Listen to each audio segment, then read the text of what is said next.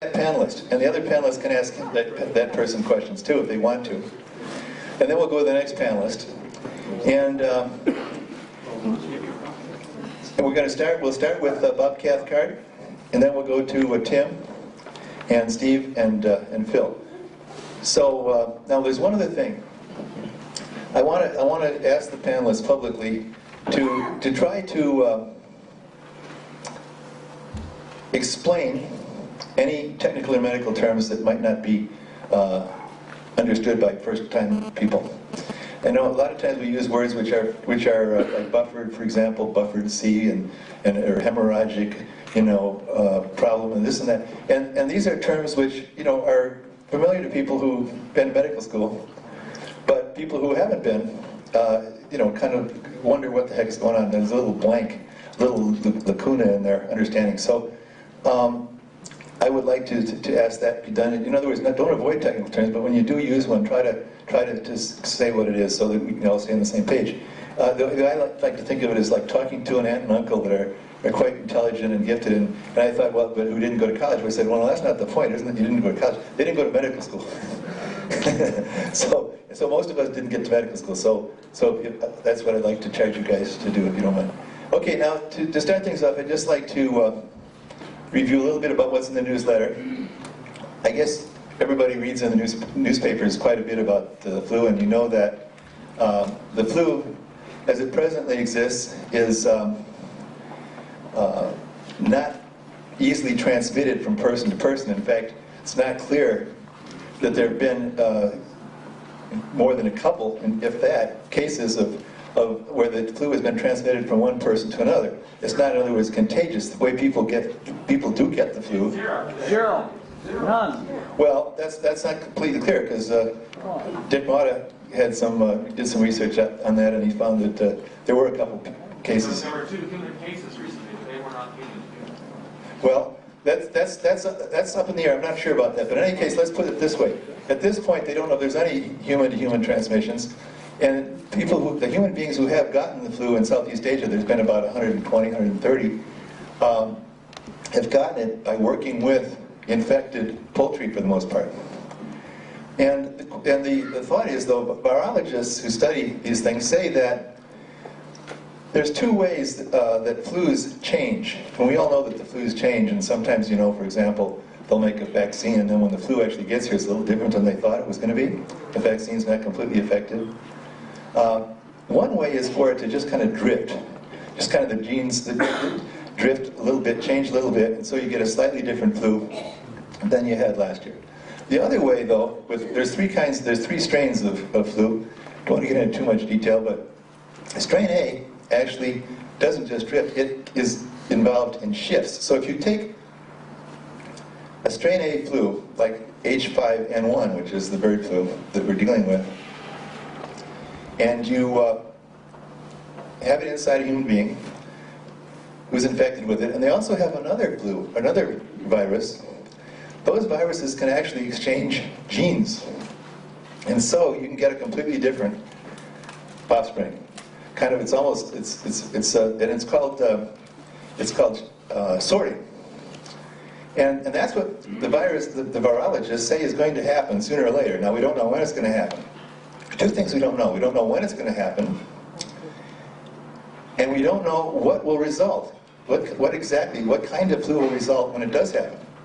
But here's the interesting thing. It's going to happen more than once. And so over the next 10 years, given that there's all this flu in the area, in the world now, this H5N1 flu, we're going to see a lot of flus which have a component from H5N1. And what we know about H5N1 is that 50% of the people who get it die. And they die by having an intense inflammatory response in their lungs, and their lungs fill with mucus, and it seems also with blood, although it's not completely clear about that, although it would be very worth knowing how the blood gets involved, because there may be an issue of scurvy, localized scurvy in the lungs, and Bob Cathcart is going to talk about that. But in any case, the lungs fill with mucus and to some extent with blood, and people suffocate. And it happens very quickly. so that sometimes people will get sick and be dead in 24 hours. Now, it's very scary. We all know it's possible because it happened in 1918.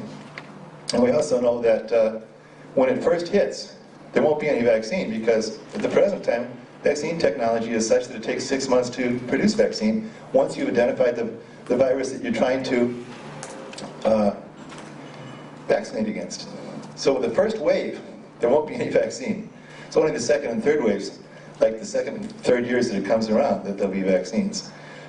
And then, of course, there's also the antiviral drugs, and we know there's issues there too because there's a shortage of supply. And much to my amazement, my absolute amazement, I learned today from Dave Yost that there's a political issue involved with the Tamiflu. And some of you, we passed out something on this. It turns out that Donald Rumsfeld was the chairman of Gilead Pharmaceuticals, and Gilead owns the rights to Tamiflu, and that he still owns millions of dollars worth of stock. And of course, some people are saying the whole thing is a big sales marketing thing to get us all afraid of the flu, so we all run out and buy Tamiflu, stocked up. So the government buys $2 billion worth of that. And the government buys $2 billion worth. Nevertheless, as far as I can tell, every virologist in the world thinks that H5N1 will eventually mutate and be something resulting from it, and having components of it will be transmissible in the human population. So I think there's agreement that at some point we will be dealing with some descendants of it. Okay, now so that's the situation we have. Now, what's to be done? You know, this is one group that has been following the vitamin C story for a long time, and so I won't go too much into that. But that's Bob's job to do that. And in the anthology, you'll find several pieces that relate to that. Then Tim called and said, Phil, I think you're missing a bet if you don't get glutathione in the program, because glutathione is extremely important. And I'd like to talk about glutathione. I said, great. So we put him on, and I don't know much about glutathione, so we're going to find out about that. And then of course, there's the issue of what to do about the fact that you have this tremendous immune response when the flu hits you, so that healthy people die more often than the older, less healthy people, because people whose immune systems are weak don't generate this tremendous inflammatory response and suffocate people as readily.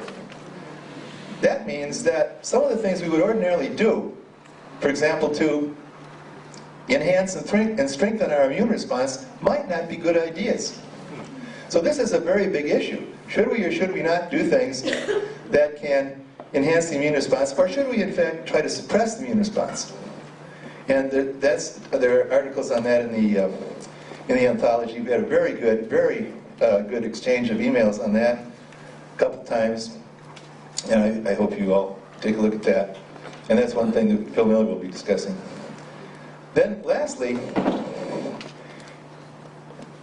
there is this question which just knocked my socks off and really resulted in a tremendously interesting week for me. The question, why is the seasonal flu seasonal? Now I want you all to think about that. The flu starts probably, in December, sometimes starts early in November. And then it goes along and lots of people are sick. Lots of people are walking around coughing and sneezing. You'd think that it would go on forever and just get bigger and bigger till everybody had it and dealt with it. But no. Come April, it disappears. There's no more flu. And this then there's no more flu all summer long. People, whoever heard of having this, the flu in August? I mean, it's very rare. It does happen, but I mean, it's very rare. And then comes the next flu season, boom. What flu are we going to have this time around? So the flu is seasonal. Everybody, I think, understands that. Now, the question is, why? Because, you see, if we knew why the flu was seasonal, and we knew why it ended, especially if we knew why it ended as well as, of course, what deficiency it was that led to its beginning, but especially why it ended. We would know how to end it. We would know how to, first of all, protect ourselves from getting it, and also how to, once an epidemic started, we know how to end it. So in the anthology, there's several pieces on that, and there's the vitamin D3 theory, which is very well defended by John Cannell in the longest piece in the anthology, where he argues, and he reviews probably 10, maybe 15 articles, which bear on this, and he argues that it's a vitamin D deficiency, because what we know about the winter is there's less sun. Now, what is it about less sun that makes the flu dangerous in the wintertime?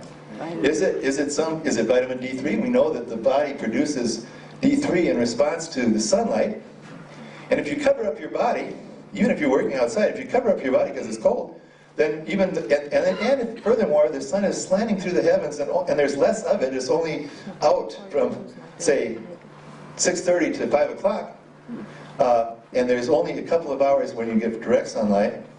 Then obviously your body is not going to be producing as much D3 in the winter. So that's one theory.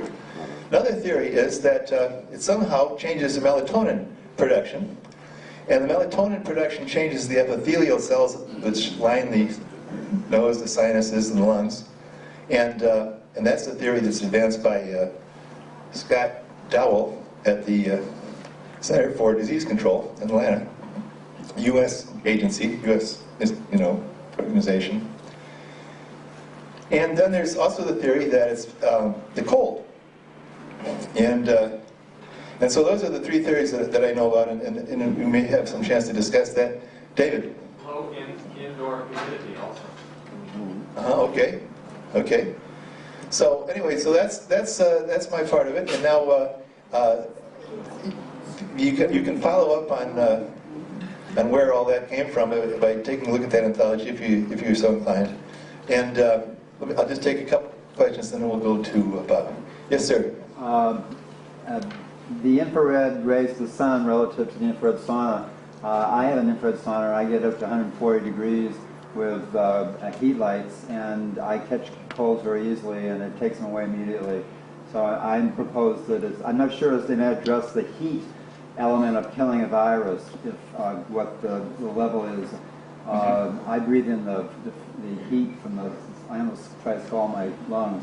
The other thing is, if you're going to suffocate from mucus, Jonathan Wright has, in his newsletters, mentioned SSKI, saturated solution of potassium iodide, easily gotten at the pharmacy, that's very inexpensive. That at one time I had a lung infection that I just couldn't cough anything up. And so I took that, and it goes into the secretions, and it immediately comes out. Mm-hmm. Yeah, iodine is a great releaser of mucus. It's my Kaiser doctor gave me that. I have asthma, and occasionally, before they come out with all these great new drugs that I don't get it anymore, I used to have to use that. Yeah, Jim. Well, I think the other thing is with the winter season, people are indoors where all the air is dead. Hence, there's no active oxygen happening. As a result, the body tends to become more acidic because it's not, you don't have that charged air to breathe. And in the spring, when people start going outdoors more, I like the idea of the sun, as well as the fact that you're breathing more negative ions, more active oxygen, that is, and which in turn alkalizes your body, just like the far infrared saunas do. Yep. And then bacteria, virus, and such just don't like alkaline tissue to hang out in. They like it to be somewhat acidic. So I believe wintertime tends to make people more acidic in general. Well, it's just such a great thing. Yeah, Tom. The question would be, do the people on the islands get flu? In the tropics, they don't have seasonal flu. They get flu. But for example, I was doing some research on this. Hong Kong itself is in the tropics. And I tried to get data on Hong Kong, and all I could find was 2000. In the year 2000, there were 4 reported cases of flu in Hong Kong. What's all this about Hong Kong flu? That's a good question. That's what I thought. Check it out. And it's pretty well understood, though, but from 30 degrees either side of the equator, you don't have seasonal flu. You sometimes get it in the rainy season. And people do get flu sometimes, and mostly in the rainy season. And that's been part of John Cannell's report. The first thing I heard was that it just didn't hardly exist, and I think, in fact, there's a tremendous, it does correlate with latitude. The frequency, the percentage of people who get flu correlates with latitude. There's a whole lot of reasons to think that it's related to solar radiation. The other thing is that the season for flu in the southern hemisphere is just the opposite of ours. So, okay, I think I'll stop right We're there. going to run out of time, I'm afraid, Phil. I We're going to run out of time. Get somebody else to stop. I just stopped, huh? What? Oh, yeah, I don't mean that. I mean with a question. Oh, yeah. Okay, here we go. Well, as everybody knows here probably, that I've had this vast experience with vitamin C. What had happened, I moved up to Incline Village, Nevada in 1970, where for the first 2 years I was the only physician in town, and the patients had to take vitamin C or go over Mount Rosa to Reno, which was difficult in the wintertime, or go into Truckee, which was a fate worse than death. So by the time the internists came 2 years later, I had half the town thought I was crazy, and the other half thought I could walk on water, which was okay. Well, I can tell you this, is that all the time I was there, I saw hundreds of cases of flu and colds and things like that, and never hospitalized a single patient for a flu. Now, we didn't have cytokine storms probably, but I think we had at least cytokine rains, and I can tell you that when you use massive doses of C, you don't have these, at least you don't have symptoms. Now, where I got noted in vitamin C was that I'm the author of this Titrating to Bowel Tolerance. And what happened was in 1969 I discovered that the sicker a person was with an infectious disease, the more ascorbic acid, that is if you have a strong stomach, the more ascorbic acid you can tolerate without it producing diarrhea, to the extent that a mild cold, well, an ordinary person with a good stomach can maybe take 5 to 15 grams of ascorbic acid divided up into 4 to 6 doses per 24 hours without it producing diarrhea. That same person with a mild cold can take 30 to 60 grams, a bad cold 100 grams, a flu 150 grams, and with mononucleosis sometimes in excess of 200 grams per 24 hours. Now what we think is happening here is that as vitamin C destroys the free radicals generated by these diseases, the free radicals destroy the vitamin C, and of the vitamin C, what doesn't reach the rectum doesn't cause diarrhea. Now, there's been a lot of speculations about the various different forms of vitamin C that could be used, and especially the method of administration. Now, my thought has always been that it's not how much you put in your mouth or your anus or your veins or whatever, it's the amount that's absorbed into the body. And if you take it by mouth, the ascorbic acid has got the entire GI tract to be absorbed. And you finally excrete it in the rectum. And there was also in the email, there was this talk about, okay, how about, should we stop at bowel tolerance, or should we just go ahead and take huge doses and have the diarrhea? Well, maybe some people can get by with that, but again, I'm worried about the absorption, and that perhaps if you're just squirting, that you're not absorbing the vitamin C and it's going right through you. So anyway, that's always been my rationale about that. Now, the other thing has to do with this ascorbic acid versus sodium ascorbate orally. Now, there was an email about that, and one of our members here talked about that he had a vast experience with sodium ascorbate, and talked about, and pretty well duplicated what I was saying, except that he said that you had to treat the cold, or whatever, in the first 6 hours, and if you missed after the 6th hour, then you stayed sick for a long period of time. Well, the thing is that, yeah, occasionally with ascorbic acid, you may not be able to knock out the cold or the flu, but if you take high doses, you get what I call unsick. And that is that you know you have a cold, you have a few symptoms, but 99 or 90% of the symptoms are suppressed, you see? And I just haven't been able to achieve that with sodium ascorbate orally. Now, this ascorbic acid, I'm not exactly sure why ascorbic acid has more of a kick. Maybe it's the acid. Maybe the acid cleans the gut out a little bit. I don't know what it is, but whatever it is, it seems to be more potent orally.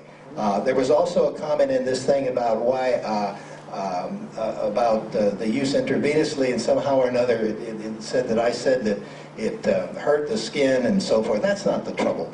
The trouble is that if you get it too concentrated, the sodium ascorbate in the veins, you get soreness in the veins, and not that it causes phlebitis as much as a lot of other drugs do, but I can tell you that when you're treating a patient over a long period of time, not only just 2 or 3 days for a flu or a cold, but let's say, oh, there's this craze about vitamin C in cancer right now, which, anyway, it's all very experimental, but if you do this, yeah, the arms get sore, so we use sodium ascorbate, and I have found that a concentration of 60 grams per 500 cc's in lactated ringers of sodium ascorbate is about the maximum you should tolerate.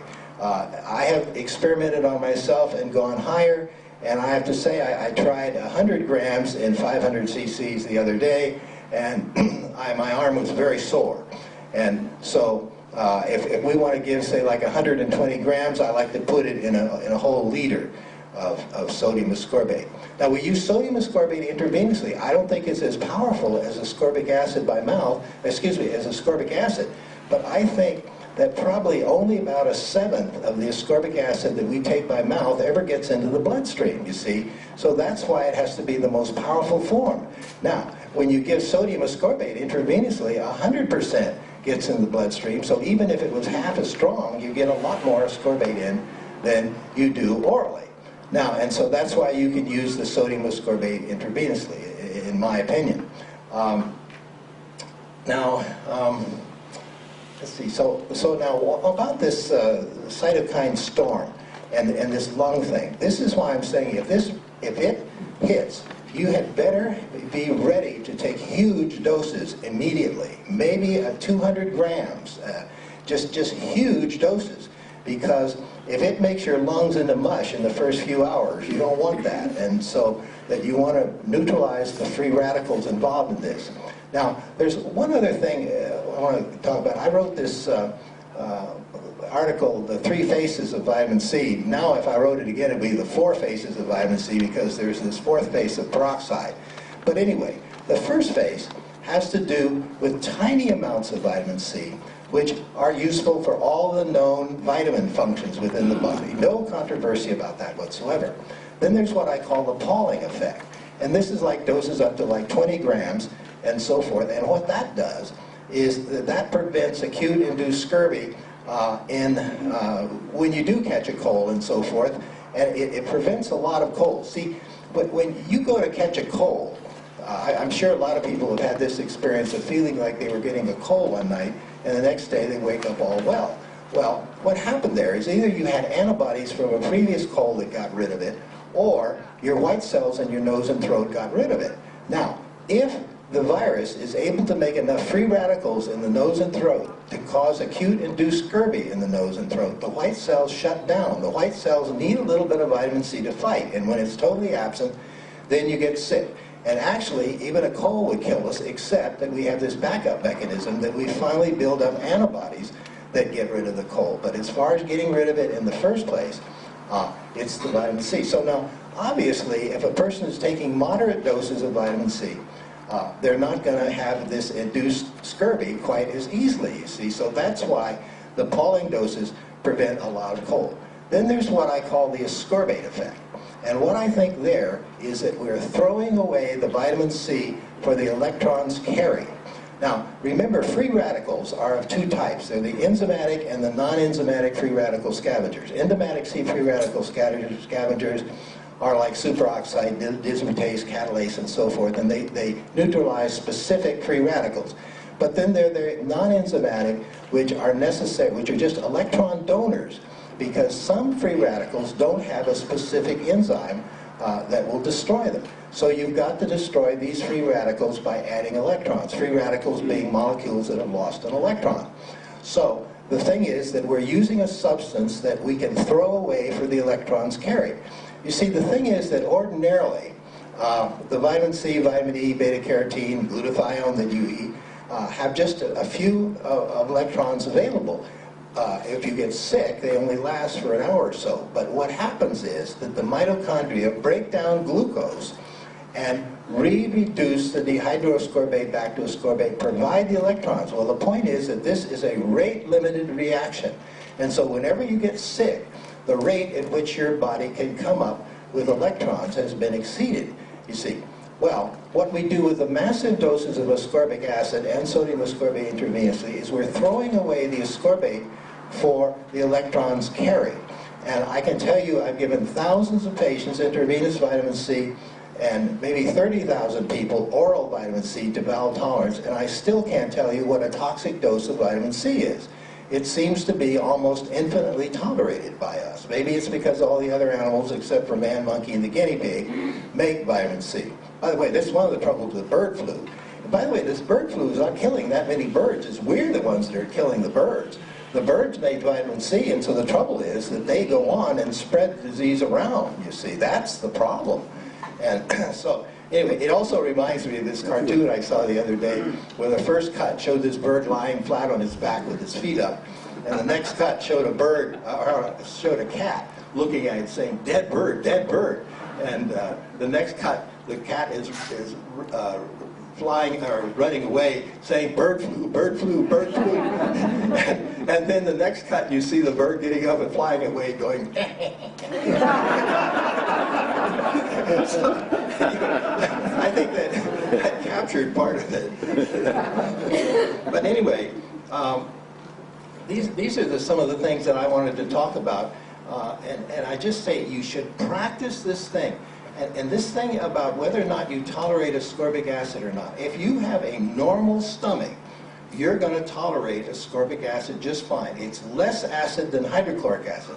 Now, I'm sure a lot of you in this room are here because you have things like chronic fatigue or food sensitivities and so forth, and that maybe your stomach is a little torn up with Candida or Helicobacter or something rather like that, and you do have trouble taking ascorbic acid. So we have to work with that, and sometimes we have to give like 50-50 ester C and ascorbic acid and work up, or even sometimes a few days of intravenous sodium ascorbate. Keep trying to increase the amount of ascorbic acid until finally your stomach becomes tolerant to it, and you get so tolerant to it that nothing bothers the stomach anymore. And so this is a desirable thing. So I'm saying practice at this, because I'll tell you, you get the bird flu, you're not going to have time to practice at this, and you're not going to be able to find out whether or not you can tolerate it or not. You've got to have some experience. Now, one other thing I want to say is that you might be making this many free radicals one time during the day, and this many free radicals another time during the day. The amount of ascorbic acid that will cause diarrhea here is not enough for here. So if you have a pattern like this, you got to take it like this. If you have a pattern like this, you have to take it like this. Well, how much is that? That's like, how do I know when you're hungry? I don't know. You know. The sicker you are, the more you take. The weller you are, the less you take. And after a few weeks of this, taking the powder, you develop sort of a secondary sense or sixth sense as to how much you need. And you start titrating not so much the diarrhea, but maybe the relief of congestion or the release of malaise or something or other like that. So it gets really easy. But I'm saying practice, practice, practice, because this works. I have no reason to suspect that it will not work on the bird flu if you take it fast enough at first. Question. What's the fourth base? That's this cancer thing. Hugh Reardon came up with this theory that intravenous vitamin C caused the formation of peroxide, and that the peroxide killed the cancer cells selectively because cancer cells have a relative deficiency of catalase, and normal cells have a lot of catalase, so it doesn't kill them. Now, I have to say this is very experimental. We can go through anecdotal cases where it seems to have cured, but most people it doesn't cure. I've never cured a patient of cancer with oral vitamin C. We've extended their life and they're more comfortable and all that.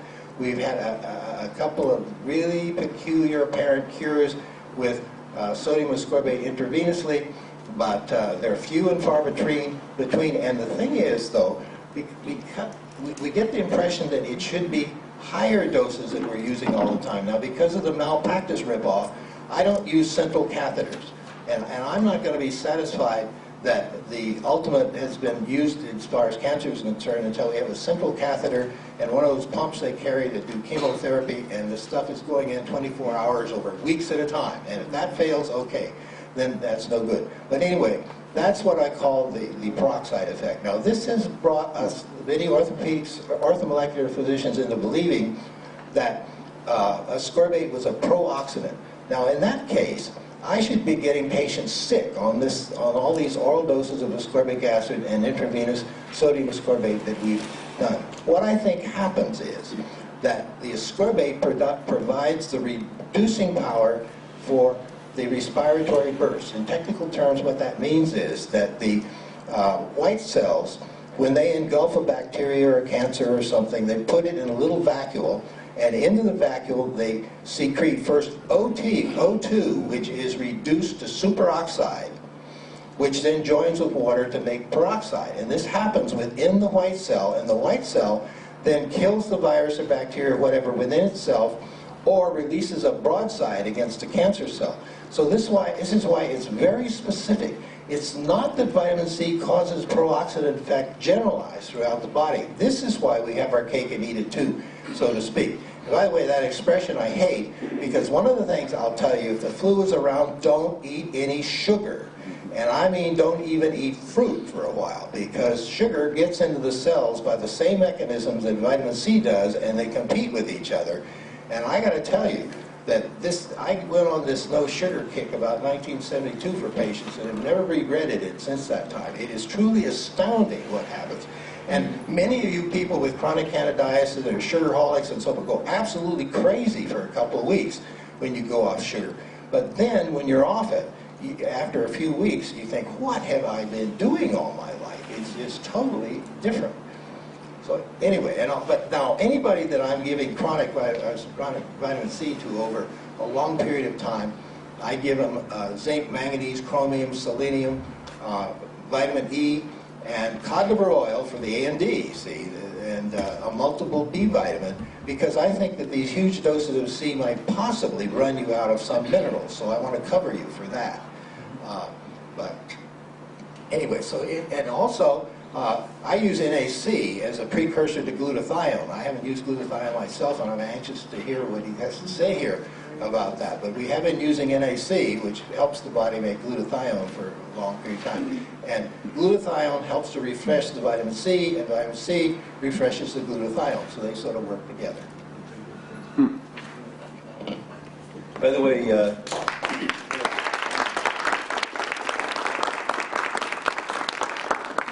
with Dave Yost's help, the email exchange that Bob and I had about the mechanism by which vitamin C works was nicely put down, and it's in the anthology. And if you want to read, and take your time getting through what Bob just described, the way in which vitamin C works to kill viruses and so forth, then I would recommend you take a look at that.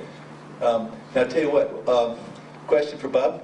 Yeah. Yes, sir. Could you speak about how to obtain the equipment for doing our home IVs? I'm sorry. How can we obtain, how can a non-physician obtain, Intravenous vitamin C? yeah, No. especially we're on our own in this. Yeah, of course you can buy ascorbic acid in the health food stores, and I want it to be a pure ascorbic acid. And I want to tell you that very seldom have I gone intravenously for flus in the past. I've been inclined. We just used ascorbic acid to tolerance, and nobody got hospitalized.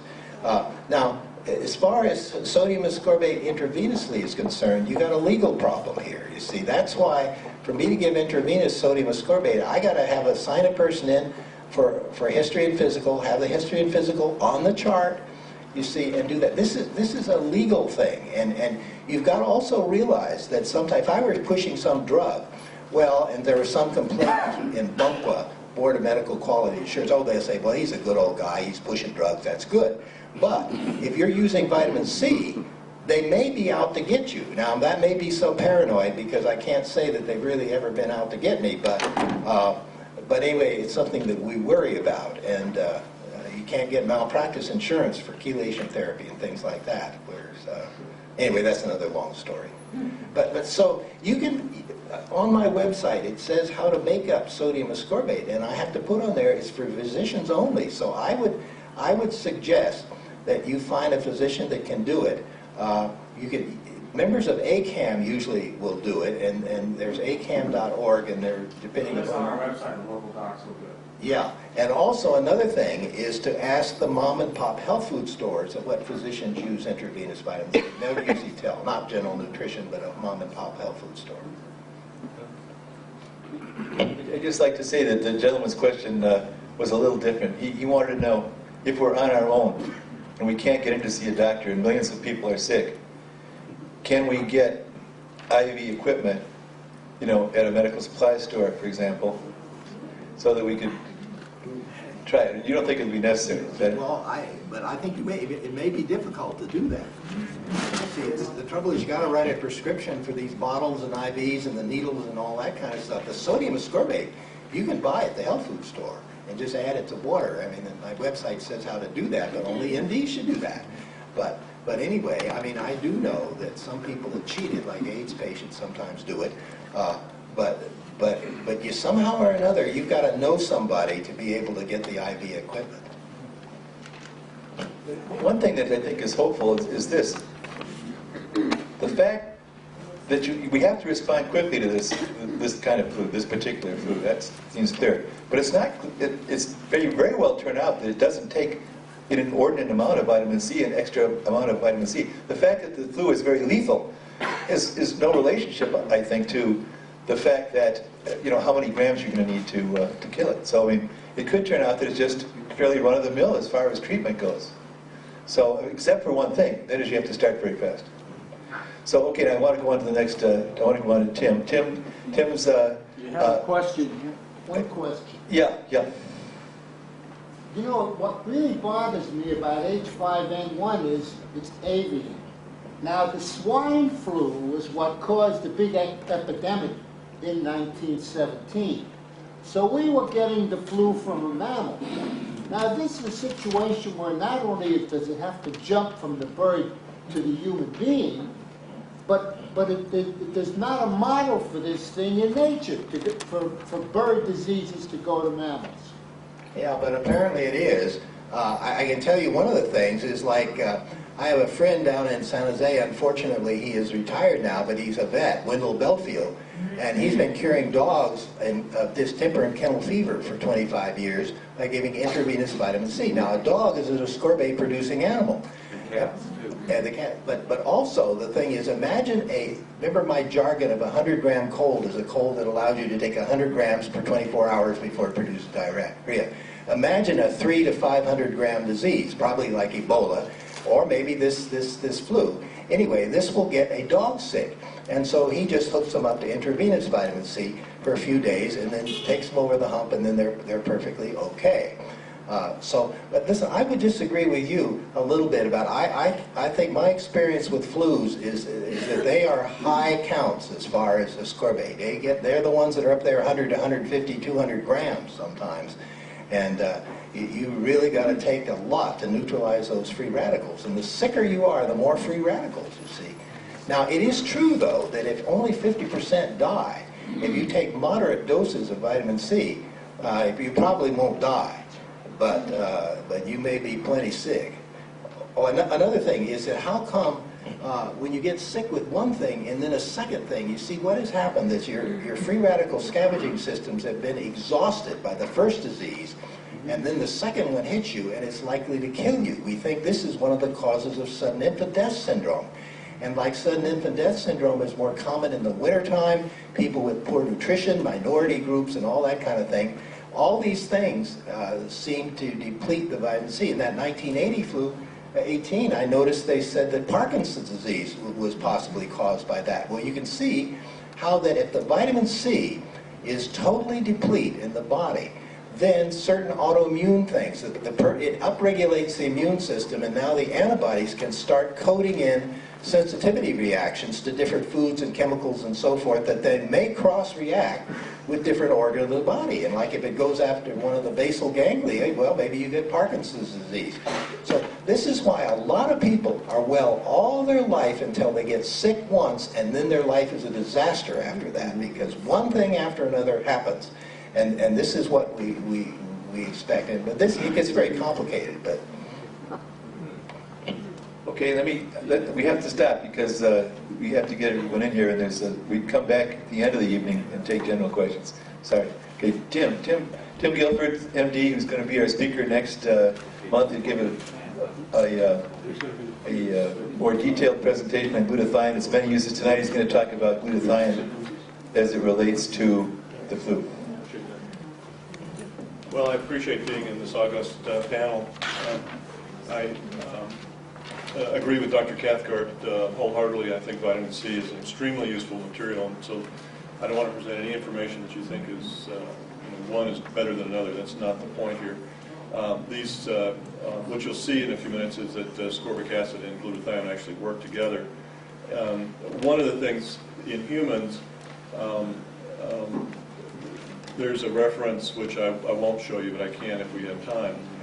We quit making vitamin C, the last step in the enzymatic process to make vitamin C, according to this article, 30 million years ago. I'm pretty sure, well, since we're on tape, I was going to say, I'm pretty sure the aliens probably programmed us that way so we couldn't escape from the Garden of Eden. But there were some resolute folks that figured out how to use glutathione for their antioxidant function. Which button? Okay. Oh, there you go. Let me go back. So what are we dealing with? Influenza. We're familiar with the symptoms.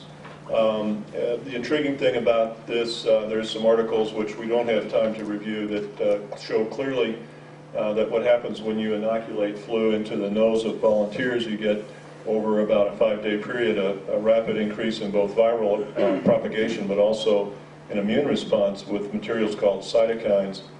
And there is a difference in the different flus. For example, here's an example where H3N1, and these are the designations of the coverings on the flu, the hemagglutinin and the neuraminidase, the enzyme that allows viruses to erode the covering of cells to get in, was more severe than the H1N1 or the influenza B in terms of fever, and this intriguing thing that happens with flus where you get a low white count, and I'm going to explain that to you, I hope, and also a marker of inflammation called C-reactive protein. What happens, there's a shift towards excessive oxidation that occurs in viruses in general. It's been shown in hepatitis, hepatitis C, HIV, as well as in the influenza virus. And the oxidative stress has been reported with again, this is just emphasizing the influenza association. The plasma membranes are obviously the first target that virus hits, and it changes the function of the plasma membrane quite dramatically, very rapidly. And what I'm going to show you is that's related to loss of antioxidant function, and in particular glutathione. I've got some additional slides on this at the end, but here's our cells on the left. You see the virus approaching a cell membrane on the right, the representation of the cells creating a membrane, for example, in your lung epithelium. The virion, the RNA-containing material from the influenza, is then inserted into what's called the cytosol. That's the liquid portion of the cell that's affected, and then that is transported to the nucleus where viral RNA is formed, and that viral RNA is then released in large amounts inside the cell. It's encapsulated and released out into the bloodstream again. And here's the complex picture of what's happening. I'm not going to go into all this, but what happens with a virus is if you don't stop it, all the machinery that is making the cell go normally is subverted to making virus. And so everything, including cysteine, for example, will be robbed from making cells function and making glutathione, for example, to making virus. And so the cell becomes rapidly starved. I put this slide in at the end. There's something else that happens in some flus. We'll go into more detail. But in addition to making the viral particles, they found just a couple of years ago that there's a particular protein that's formed that migrates over to the mitochondria and causes problems in the mitochondria. I'm going to show you that in further detail. But this could be one of the missing factors that we haven't understood. We've been able to look at the proteins of viruses, the ones made from the RNA. There were 8 major ones, and they thought they had the picture figured out. And about 3 years ago, they found this other protein that was formed from a portion of the RNA that you didn't think coded for protein. So what the body does when it releases these cytokines, the very first thing that happens, even before the immune response occurs, is that cytokines are released. And there's one in particular called TNF. It's short for tumor necrosis factor. As an aside, this was also called Jacklin because it's related to chronic illnesses. And this is released from certain cells in certain people if you give them a immunization with tuberculosis, an extract made from tuberculosis, and that's actually been demonstrated to help as an anti-cancer agent. But don't get confused by the name TNF. What this material does is it's released and interacts with the viral membrane and creates an excess of oxidation stress. And TNF is actually, and the reason I'm showing you these, I've got all of these referenced. These are all coming out of mainstream journals that are all referenced. TNF has been, so it's not just my opinion, TNF has been shown to exert a strong antiviral effect against influenza virus. It is induced only when there's replication of the virus, and it has been shown to have strong activity against avian flu, swine flu, and the human influenza viruses. And it's greater than the other things. When you ask most people about what kills virus or what happens to the virus, they'll tell you, well, interferon is produced from the cell, and that does the virus in. But this data is showing you that TNF is actually where the action is. And what happens is this is creating an oxidation stress in the membrane that contains the virus, causing that to disintegrate and lose the virus. And so this happens while it was originally thought that this only happened in immune cells. And indeed, you get the biggest release from the T4 and T8 cells, CD4, CD8 T cells. It is also occurring in the epithelium of the lung. And I think there's a really critical issue for the discussion about what happens in the lung when you're infected with a virus. So you get TNF released, and it's kind of a very clever mechanism of a chemical warfare, if you will, against a membrane that's not able to resist it. Wait a minute, why do our membranes resist it, right? Well, what's happening is that the more virus you have, the more TNF is released. And in certain types of viruses, of influenza viruses, have a novel mechanism that blocks the TNF. And when that happens, you can get very high levels of virus. In other words, that would be one situation where you couldn't, and that may be another factor in virulence of viruses, because the body can't defend itself as well.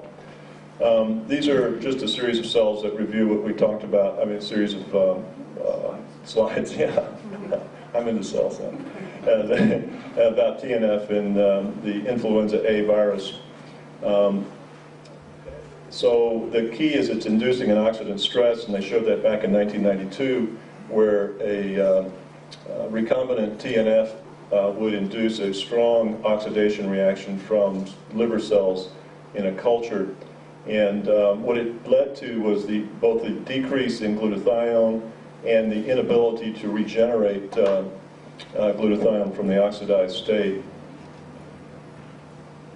So the conclusion was that the redox changes in viral infections are mediated by a depletion of glutathione. And in a way, I apologize for showing you all this written material, but I want you to see that this is all coming from documented literature.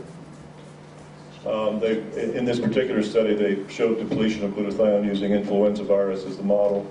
So now what is turning out that the TNF is released to kill the virus, but glutathione is upregulated in the cell, and that is stabilizing the cell against the sensitivity that's induced by TNF. And we'll go into glutathione in a lot of detail next time, but it's been referenced in more than one article as the major antioxidant defense in eukaryotic cells, meaning the cells that occur in mammals, humans. And the reason I think that it's different from ascorbic acid and some of the other antioxidants is the fact it can interact with an enzyme called glutathione peroxidase that turns this big bad hydroxyl radical into harmless water. So oxidation stress not only is the pathogenicity, but it increases, not only cause you to feel sick, but it increases the viral pathogenicity, and you get more cytokines released, and you also trigger this thing called automated cell death, called apoptosis. So antioxidant and glutathione work in a partnership to form the core center of antioxidant defense, along with vitamin E, and these things, as was discussed, kind of go round and round, keeping each of them in an active form.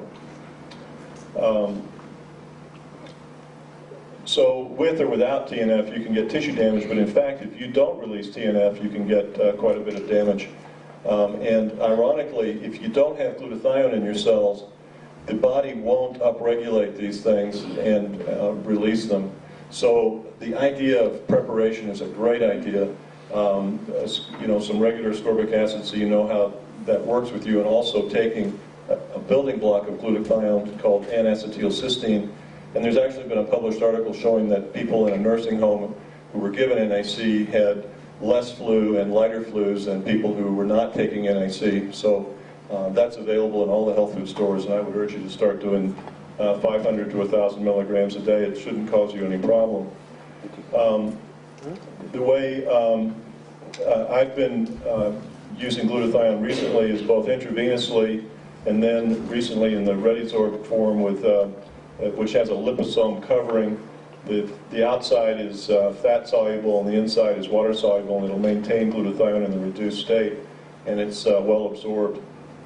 And that's a picture of the liposome showing you these various multi-layers. So if you have an ongoing infection and you're beginning to run out of glutathione because your system has been overwhelmed, let's say you have some other stressors or you have this really massive viral exposure, you need some route to get glutathione in the body from the outside. Plain glutathione is just not absorbed, although it won't hurt you to take it. NAC, you can take a lot of it, but people get up gastric irritation or severe constipation with more than about 2,000 milligrams. But it could be like vitamin C. If you need it, it's not going to hurt you to take both of those things, and you can buy those and have them readily available to you. But the liposomal form, you can take orally, and it has multi-layers of liposome carrying the material, which has an advantage. But at any rate, you can resupply. It's kind of like having the cavalry come in to resupply you in the midst of a battle. And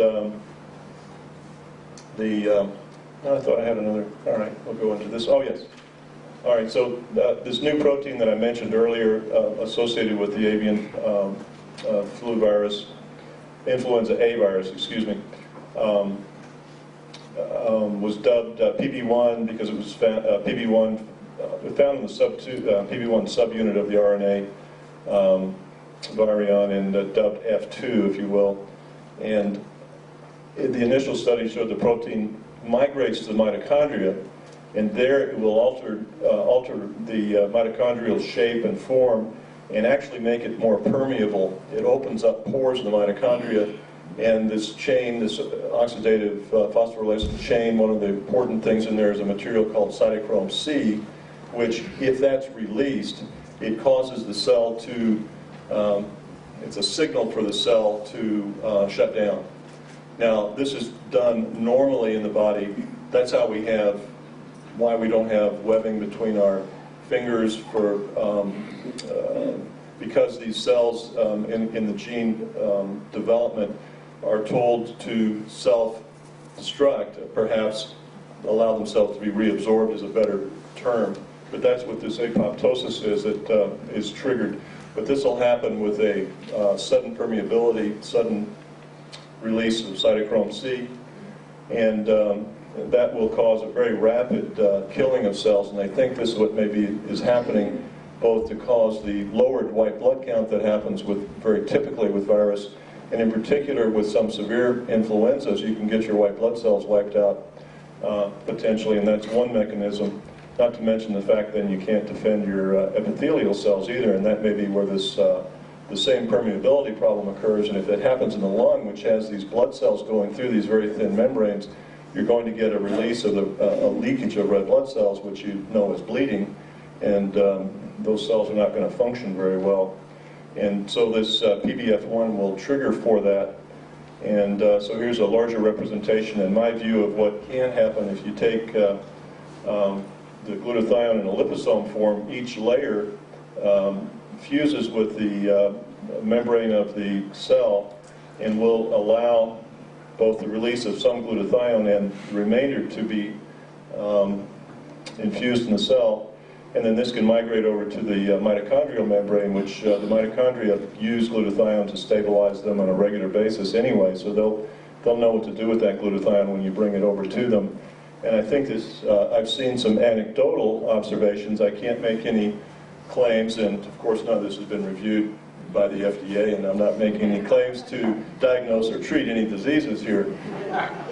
But I have seen anecdotally symptoms that would be typical of a viral flu or influenza respond very dramatically to fairly high doses, 400 to 600 to 800 milligrams of the Redisorb taken every 1 to 2 to 3 hours. You can take it as needed and often see improvement, which demonstrates what can happen when you maintain normal glutathione levels, even in the midst of a severe, challenging situation. So thanks.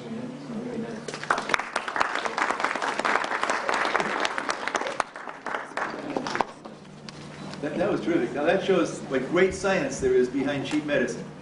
There you go. See, there you go. Because NAC is not that expensive, and NAC is, as Tim explained, turned into glutathione. So one very good way to do it. Why don't you explain to new people what NAC is? Yeah. Okay. NAC is just an initial short for something you can get in a health food store called N-acetyl, A-C-E-T-Y-L, and the next word, cysteine. It's an acetylated form of cysteine. Cysteine is an amino acid. So, and it's also great for hangovers, by the way, NAC is, but that's another story. By the way, it's good for hangovers because it produces glutathione. But it's not the alcohol that bothers you with alcohol, it's the aldehydes that are formed when you break it down. Yeah. And it turns out that a lot of aldehydes are normal metabolism of things that happen in the body, including neurotransmitters. And so there's a lot of demand on this particular system. In my other presentation for the near future, I'll go into why it's like that, but the body found a mechanism that works, and it has been reproducing this to use in many, many places in the system. Anyway, it's a great talk, and this talk was customized for us, okay? So this is tremendous effort here. And now, any questions? Yes, sir. A lot of people are taking alpha-lipoic acid. Can you explain the relationship with Lipoic acid is a sulfur-bearing amino acid that provides sulfur and has strong antioxidant properties. It might be a little different from vitamin C in that it's a little more fat soluble. It's also, that's why it got its name lipoic, from a lipid component. And it's going to support both, it's going to fit into that cycle of supporting vitamin C, vitamin E, and glutathione, which are rechargeable, if you will. You can reactivate them by putting them back into the reduced state. Most things, when you oxidize them or rust them, most proteins and membranes become inactive and you can't restore them. The advantage with these antioxidants, as Dr. Cathcart mentioned with vitamin C, it can go back into the active state, and so they each all kind of work together. You almost get a synergistic effect where when they all work together you get even more benefit than you would get from either one alone. You recommend it to your patients? I use it some, yes. I have nothing against it, I recommend it. It's not my mainstay. Yes, in front. Can you put glutathione powder and water in a humidifier and breathe it and get any effects from it? I don't know that. You can nebulize it. And Not humidify. Not you can nebulize it. Not You can nebulize it. Yeah, nebulized does work. It's been documented. It's used in cystic fibrosis. Yes. Would you say that our lipoic acid is more effective or just as effective as alpha-lipoic acid? Well, I think there's some debate about that.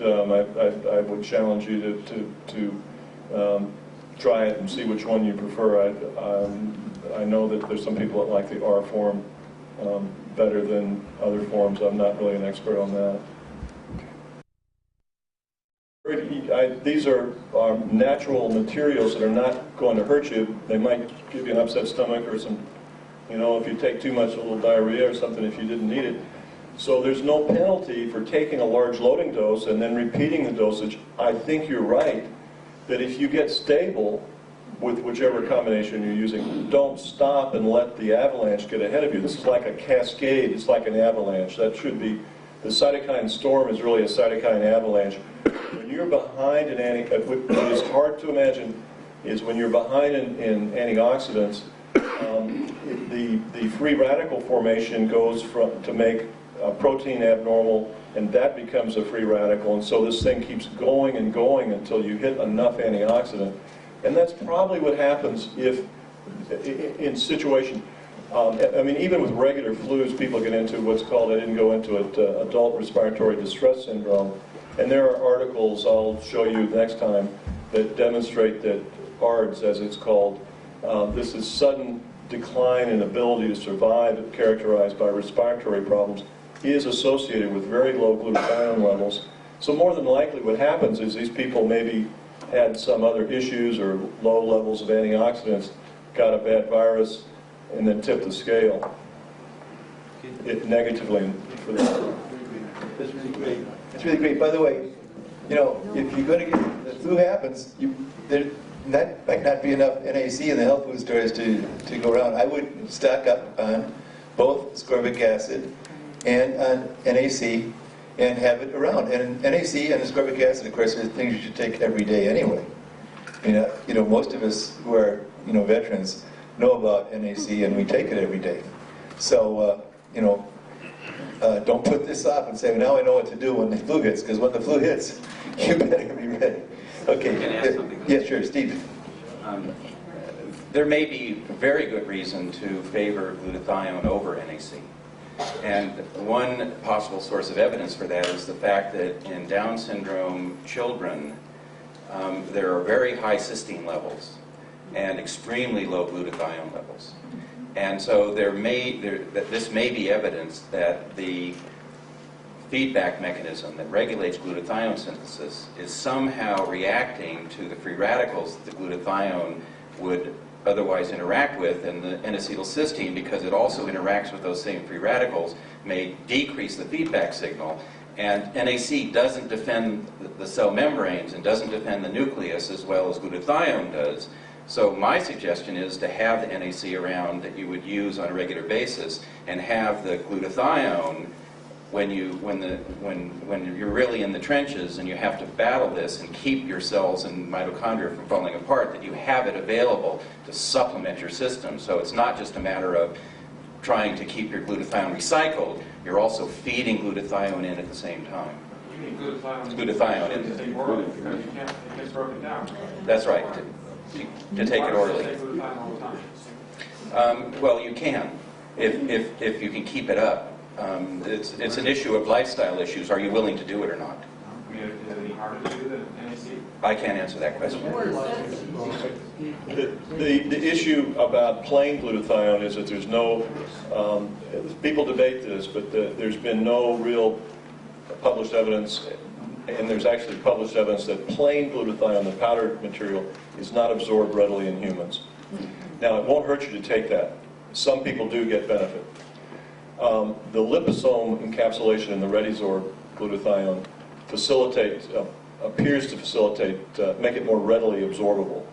And clinically, following children with cystic fibrosis who have a defect in the ability to move glutathione in and out of cells, they show definite benefit and are stable, maintaining normal glutathione levels, which tells me it's going into the system and into the cells, and that's why I'm making this conjecture.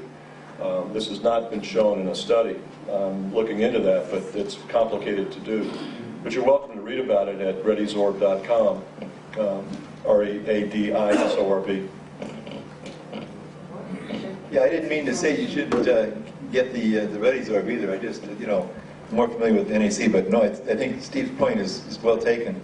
So, you know, the liposomal glutathione is probably the best you can do when the crunch comes. So now I'd like to give the mic. Sorry, folks, we just had quick question. Quick question: Is Reddysorb where liposomal glutathione is available? Yes.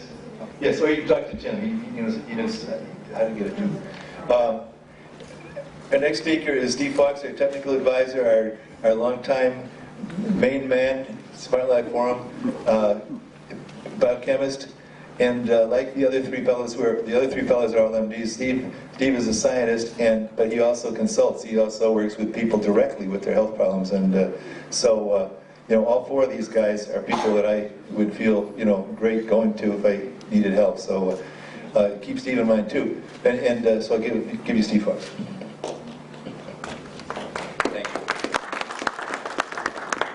I'm going to change the direction of the talk from the clinical to the preventive side of things. It's not that this material I'm going to show you doesn't have potential relevance to the therapeutic side of things. You're going to see connections to what you've heard and what Phil will probably talk about as well. But my focus for the past 30 years has been looking at the role of antioxidants and anti-aging phenomena. And one of the first things that I learned way back in 1975 was that BHT food preservative interferes with herpes. And that this effect was then generalized to all lipid envelope viruses, and so I started looking at, well, why is this happening? And it turns out that this is not a unique thing to BHT. This is a general property of a huge number of substances, including drugs and including nutrients, and that this has a direct impact on the life cycle of the virus and the virulence of the virus. It also affects virulence of bacteria as well and fungus, and those effects, as you'll see later, are not necessarily all in alignment with each other. So let me start off with this. The research that I'm referring to is Dr. Emmanuel Ravisi. This is a photocopy of his book. It's been out of print for 40 years, 45 years. He was one of the geniuses of the last century. He was working with prostaglandins, called them or leukotrienes, back in the 30s clinically, and the Nobel Prize was granted to work in that area in the 50s for scientific research in that area. So that just shows you how much of a pioneer he was. I'm going to give you two words here, heterotrophic and homotrophic, just to show you that the language that was used to describe these things back at the turn of the century is so archaic that nobody knows what these mean. So any scientist who reads this literature nowadays can't make any heads or tails out of it. But heterotrophic and homotrophic basically deal with what you might call anabolic, alkaline, and anaerobic metabolism as one pole, and catabolic, acidic, and aerobic metabolism as the other pole. And that this is a direct mechanism that influences microorganisms. So we have bacterial virulence increase in an anabolic environment, anabolic, alkaline, anaerobic environment. We have viral virulence increasing in the same environment, and we have fungal activity decreasing in that environment. So in other words, if you use these kinds of strategies to protect yourself against viruses, you increase your chances of running into a fungal problem.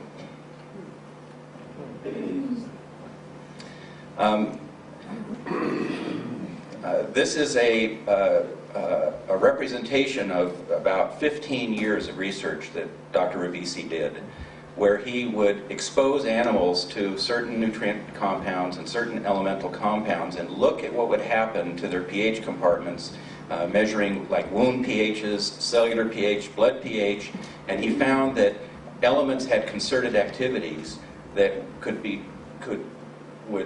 eventually were correlated with viral virulence. So if you look at the table here, the strongly catabolic agents are the ones that are antiviral. So what do we see? Okay. Oxygen, sulfur, selenium, antiviral.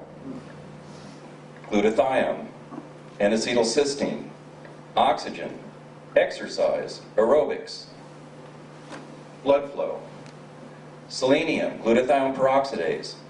Turns out that the reason that the bad flus come out of Hong Kong is because Hong Kong is right next to China, and China has the largest, most populated selenium deficient region in the world. So the viruses that propagate in that community become progressively more and more virulent because of the selenium deficient population that they're growing in. So what can you do? You can make sure you're not selenium deficient. You can make sure your sulfur pool, your glutathione, your N-acetylcysteine is up to snuff. You can make sure that you're not sedentary, that you get exercise. On the other side, we have magnesium, calcium, strontium, and barium, which have similar kinds of effects on viruses. Calcium, vitamin D. Vitamin D is strongly antiviral. Magnesium assists with calcium, strontium, and that entire family. Over here we have magnesium, copper, lead. Lead would protect you against viruses? Probably would. But the downside, if you look over here, mercury, that's nasty for viruses. Mercury toxicity promotes viral susceptibility, viral virulence, and so you certainly don't want to have a mercury problem if you're going to be facing a viral infection. Iron, proviral, probacterial. There have been people who've been killed by doctors giving iron to people with active bacterial infections. So if you're in a situation where you're dealing with a bacterial infection or a viral infection and the doctor finds that you're anemic, postpone the iron. Take the B12, take the folic acid, postpone the iron until you're well.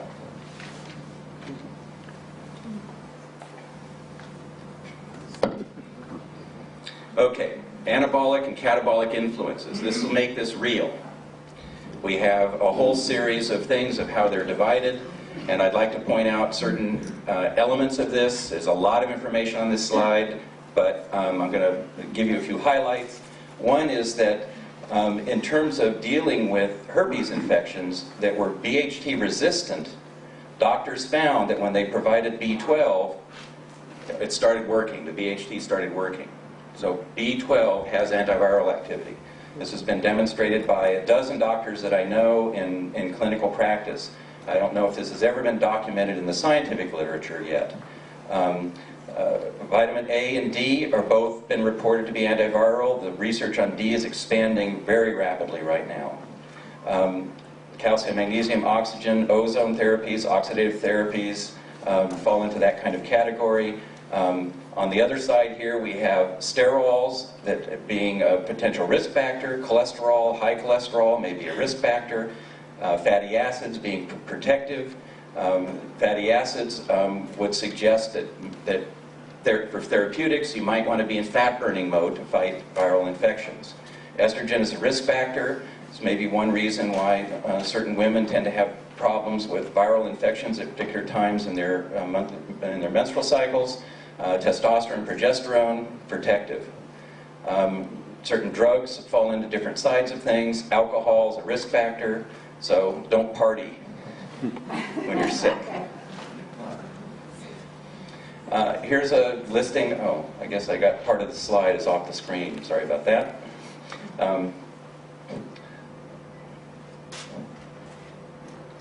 Okay. This relates to issues of food, anabolic foods that you may want to avoid, like dairy. Everybody says dairy promotes mucus. Well, dairy is also an anabolic influence that may increase viral susceptibility and viral virulence.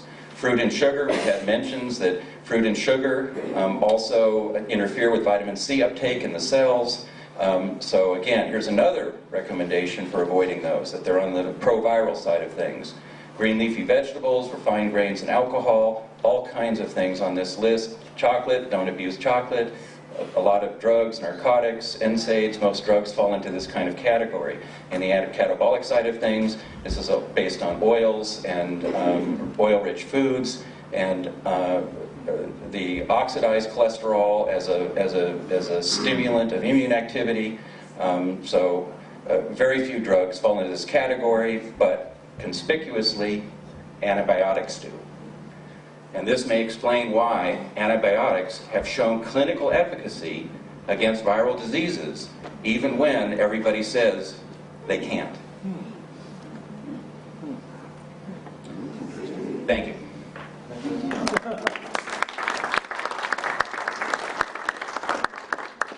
In the back. You mentioned ozone therapy, so how might ozone therapy work in conjunction with vitamin C glutathione? Well, there's a fundamental incompatibility with introducing an oxidizing and reducing agent at the exact same time. But I would actually caution people against ozone for bird flu, because ozone has an affinity as an oxidizing agent for what are called 2-electron targets, which basically means fatty acids, polyunsaturated fatty acids, which are very rich in the lungs, and there's a huge amount of air, oxygen in the lungs, and there's the most amount of stress and tissue damage taking place in the lungs. One thing I would like to point out is that the vitamin C mechanism that explains, for example, why people die from Ebola, of hemorrhagic fever, which is basically their body falls apart from a lack of vitamin C and they internally bleed to death. Massive loss of blood. Well, a less virulent form of that basic breakdown in collagen infrastructure is edema, where fluids leak through. You don't get the red blood cells coming through because the holes are smaller, but you get fluid leaking through, which may be the manifestation that we see with bird flu in terms of the lung accumulation. You described shock, right? Hmm? You described shock. Yes. And vitamin C is supposed to be very shock. Yes. So does that answer apply to the bacterial insulation form of it? No, but that would be a way of keeping the ozone away from the lungs. Would it help with bird flu then in that case? I don't know. That's a clinical question. Anybody have an opinion on that? I missed the question. Whether anal insufflation of ozone might help with bird flu. Okay. Another question? Yes. You say green leafy vegetables and legumes are bad for viral infection? In terms of viral virulence and in terms of viral susceptibility, yes. Why would that be? Because they're anabolic. They promote the signal, the environment that the virus is looking at as a favorable environment to replicate. Yes.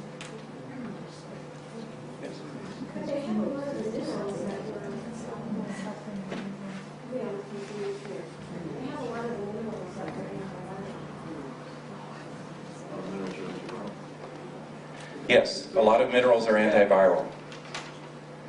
Steve, if you go to the hospital, and you're telling me, you go to the hospital and you have a viral infection, the bird flu, whatever it is, you guys just said vitamin C, glutathione, NAC, diluted. You're telling me the doctors are not going to prescribe that to you, is that right? What? A miracle? Sure. Miracles can't happen. Yeah. Yeah. Maybe if you tunneled into an alternative reality, it might happen. Yeah. Or maybe if you happen to be hospitalized in Brazil, for example, you might get that kind of service. Are they that ignorant of all these things you're saying? Yeah. Yes, they are that ignorant of it. Doctors basically don't know underlying mechanisms, and their focus is on practice. And that's, you got to see a patient every 7 minutes. That's the kind of flow through that they're expecting, and that's the kind of medicine you get. Yes? How can we get a copy of those lists that you have? I'll give the CD to the group. They can put it on the website. How would that be? And access. Yeah, and I've written on this subject before, and there are other sites around the world that have information on RVC stuff. In my opinion, this is a constitutional approach to viral disease. In other words, you're building up the strength of your body to resist viral infection, and to, if you get a viral infection, that it will attenuate. Now, everybody knows that parents and school teachers are the ones that tend to suffer the most from colds and flus, And this may be because there aren't any more anabolic humans than children. And so children vectored bugs may be more pathogenic than adult vectored bugs.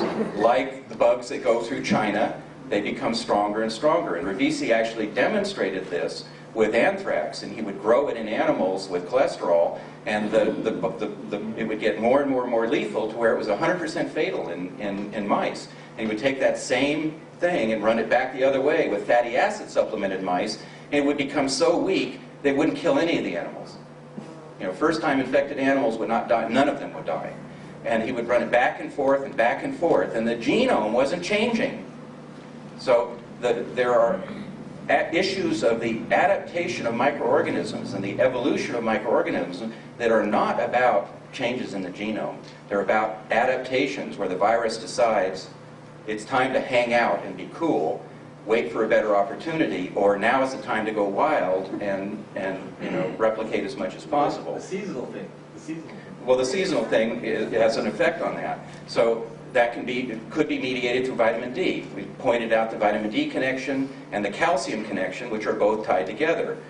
Is that the entire cause of it? I don't know. There could be photomechanisms involved in it. There could be hormonal mechanisms involved with light stress and melatonin changes. Photoperiod, the timing of the day changes, how much darkness there is, how much light there is as the day shrinks. So all of those could play a role in this. So I'm not saying that this is necessarily that any one of these things, but this is a global view that in the 30 years I've been looking at this, I have not found yet one exception to this basic theme, a way to look at things. It's odd that zinc is on the wrong side of the fence. It is. Yeah. That is odd. So in other words, all this stuff that tells us we should be sucking on zinc fossils because we have Yeah, well, what's really interesting is that there are 3 minerals that are sequestered by cytokine-induced responses of the body, and they are iron, copper, and zinc. All 3 of those are grabbed by the body and stuffed into storage compartments and are made bio-unavailable during the time of an infection. And copper and zinc are opposite in terms of their metabolic activity. But iron happens to be the most powerful bacterial growth factor that you can do in terms of an animal. If you want to kill an animal, infect it with a bacterium and inject it with iron, and that bacteria will go nuts in the animal and probably kill the animal. It's a powerful bacterial catalyst. But life, when it originally evolved, was with iron. There wasn't any copper or iron around in the earliest days of evolution, which means when you look inside the cells, inside the organelles of the cell, you find lots of iron there. Mitochondrial electron transport systems, most of them are iron driven.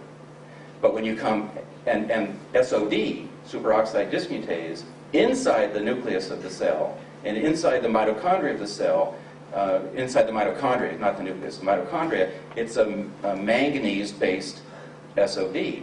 Outside of the nucleus, it's a copper-zinc SOD.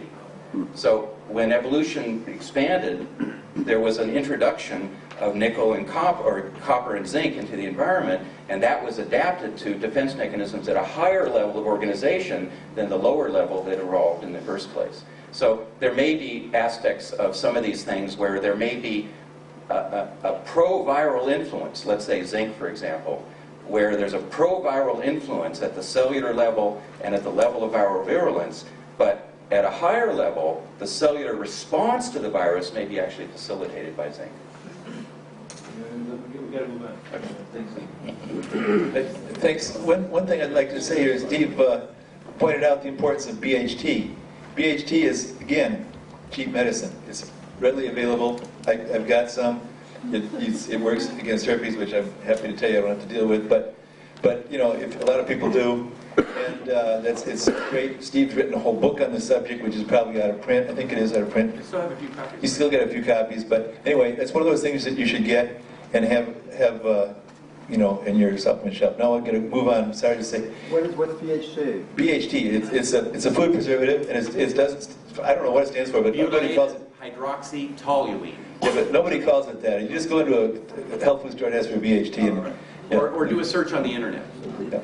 Okay, I'd like to introduce our last panelist, Phil Miller, who's familiar to you, who's got the Longevity Institute in Los Gatos, just came out with this terrific book, which I hope you all have and have read, or are in the process of reading, with Life Extension. You can find it, Phil Miller, 1L and Philip and Miller. You get on the internet, you'll find that book. It's a great book, and we'll find out now what he has to say about flu. Thanks, Phil. Well, I'm going to be Barry Bonds and hit cleanup right here.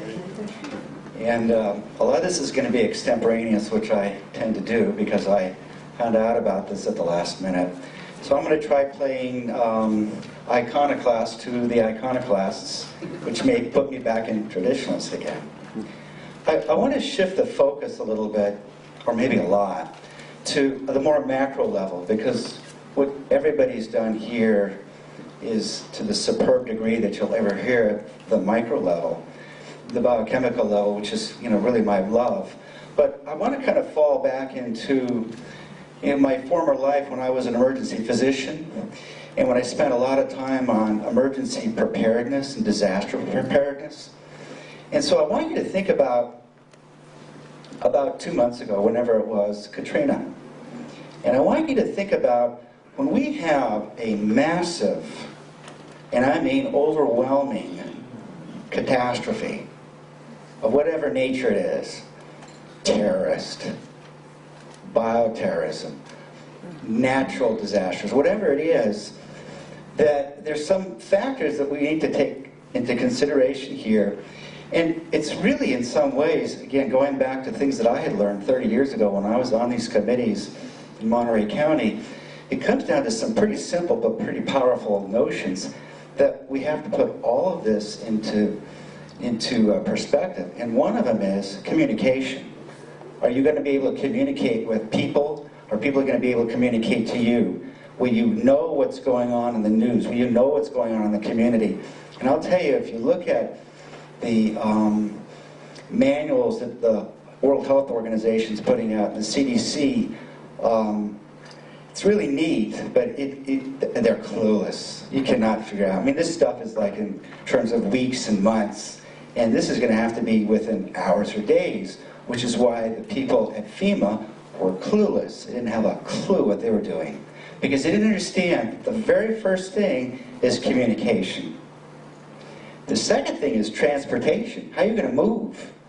Now, everything that we've been talking about tonight in terms of, well, I'm going to set this up, I'm going to set that up. Where are you? What if you're at work and you get sick? What if you're at home? What if you're in Lake Tahoe? What if you're in Arkansas? What if you're back home? I mean, where are you, and where are you in relationship to your family and to people that you want to be around? I mean, you know, how prepared are you to take action? Because I think what we can see from this, and there's an interesting paradigm that I wrote about. It was a paradigm in, it was in the early 60s, where there was this meningococcal meningitis that was going through Fort Ord, you know, right at the beginning of the Vietnam era. And those kids were sick with a little headache, and they were dead in the morning. You don't have time. You've got to move. And so, communication, transportation, and then the worst of them all, which we saw in Katrina, I mean the absolute worst of them all. And if you really read the accounts of the epidemic of 1918, it's really sobering. I mean, it goes back to the 4 waves, and I thought there were 2 or 3, but the 4 waves of the plague. The last one is disposal. I mean, this is beyond what we want to consider, but that's what do you do with all these people? If you look at the accounts of doctors in San Jose treating the flu, I mean, these guys were up 36 hours, 48 hours. They were just in a daze, moving from person to person, just doing the little that they could. So you need to think about the macro picture about what's going to go on here, where you're going to be, where you're going to be in a relationship to people you want to be with, your family, your loved ones, and so forth, how you want to take care of them, how you're going to find out what's really going on.